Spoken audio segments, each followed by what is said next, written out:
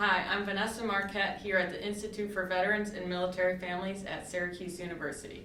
This is What's Brewin'. Today with me I have Nick Armstrong and Steve Lux to talk about our new Veterans for Politics and Civic Engagement program. Thanks for joining us today. Thank you. So can you start by telling us a little bit about the program? Sure. So it's a brand new program that we're running in partnership with the Maxwell School here at Syracuse University. The program's focused really on helping veterans and military spouses looking to enter into careers in political office, helping them get up to speed and get some of the nuts and bolts of how to run campaigns and get active in political life. So why was the program created?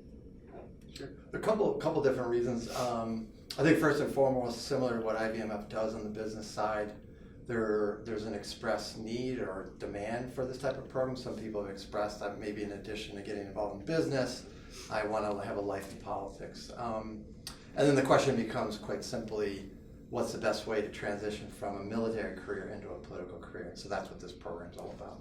And looking at a lot of the data and also a lot of the programming that we offer, we know full well that veterans are often looking for a new way to continue to serve after service, and running for political office is obviously another great way of staying engaged in civic life, and to continue to serve and give back. And we also, to Steve's point around the demand, we know that veterans in Congress, for example, have been on the decline since the mid-'70s, when it was about 2/3 to 3/4 of Congress was comprised of veterans, and that's been on the decline ever since. But in recent elections, we've seen a lot of veterans continue running for office. Almost 200 ran for Congress in the last midterm alone.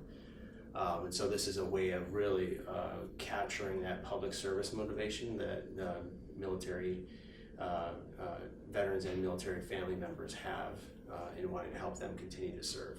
Right. So how does the program work, and what are some of the benefits for going through the program? So there are a number of key components to this program, but it starts with an engagement online with participants that have been selected, and give them introductions to school, introductions to IVMF, introductions to the university as a whole, but then also engage them on some of the key content areas. Then they come to campus for what we call an immersion. It's about 7 days where we basically have a very intensive engagement with faculty from campus, elected officials, people that support campaigns, to give them really a good mix of theory and practice about what it takes to raise money, what it takes to deal with the media, what it takes to put together a team that will help you get elected. So it's a lot of different details, but that's essentially what it's about. It's a huge campus collaboration too. Obviously, the Maxwell faculty play a huge role in that, but actually 4 colleges are part of the faculty that are coming in to help instruct on the program, in addition to the practitioners and the current and former elected officials that Steve mentioned.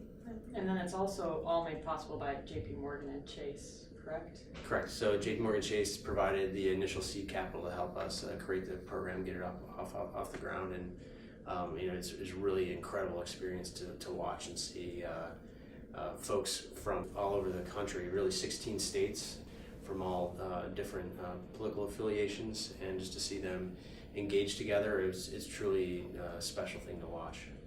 So what's next for the program? Well, the first thing is to take stock of what we just learned, because it just completed last Friday. But I think there's no question, at least in my mind, that we'll do this again. And we're working on what's the best timing for the next program.